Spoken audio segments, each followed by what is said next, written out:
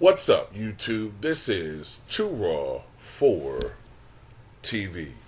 Alright, so before I get into this video, I want to give a big shout out once again to the brother Clayton Phillips showing love to the channel for the second time today with the donation to the channel via the PayPal. Much respect to him for showing love to Too Raw for TV.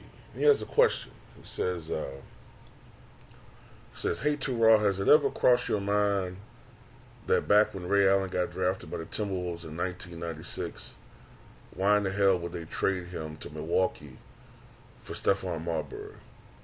We almost got a chance to see Ray Allen and Kevin Garnett play together before their Boston years."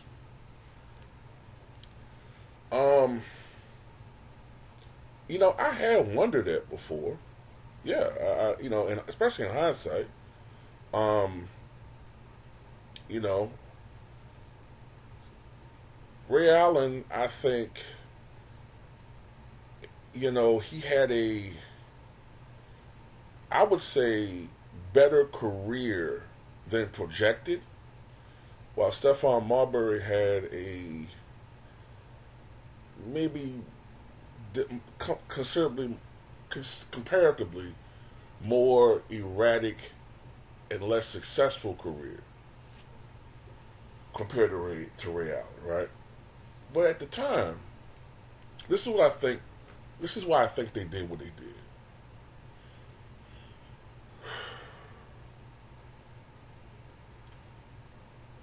When you look at Minnesota's roster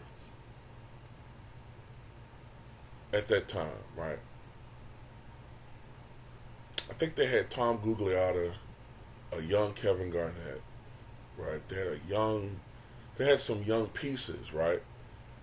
I think Sam Mitchell was their small forward.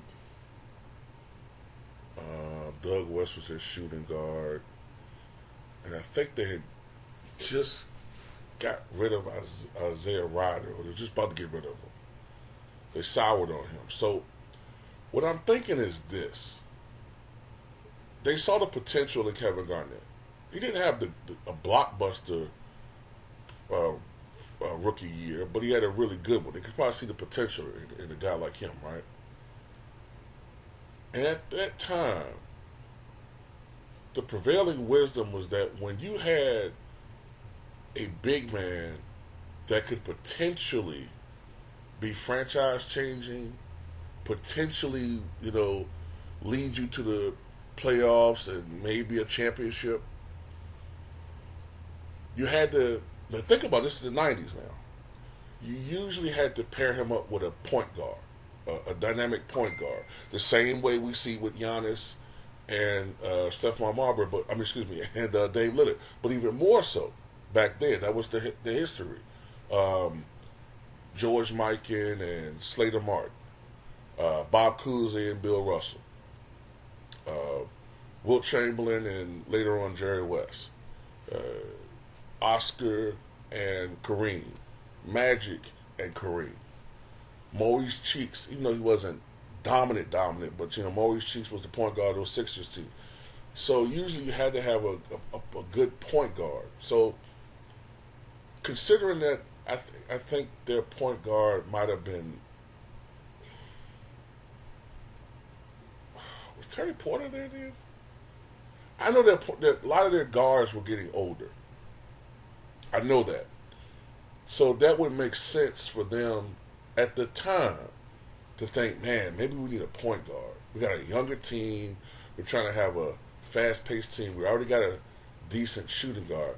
We need a point guard. We got a Garnett. We need to get a point guard. So that makes sense. That makes sense on their part. Now with the Milwaukee Bucks in 1996, it makes even more sense why they wanted Ray Allen. Because their star players were Vin Baker, who at that time was still a star player, averaging, 21 and 10 the year before. And Glenn Big Dog Robinson, 20.6 rebounds. But their guards were Johnny Newman, who was 32 at that time, averaging 10.8, and Sherman Douglas, who was 29, averaging 11.5. So, you know what I'm saying? Yeah. So if you get a guy like Ray Allen who come in and average 16, 17, 18, that's a vast, ultimately 20-some points a game.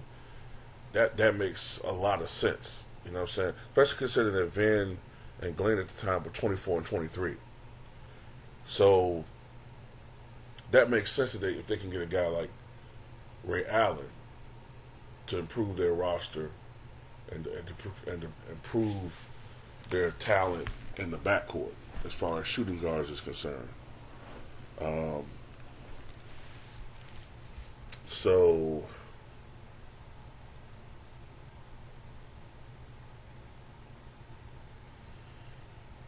that's right. I forget. Sherman Douglas is a point guard, not a shooting guard. Sherman Douglas was a point guard, but still, you get the idea.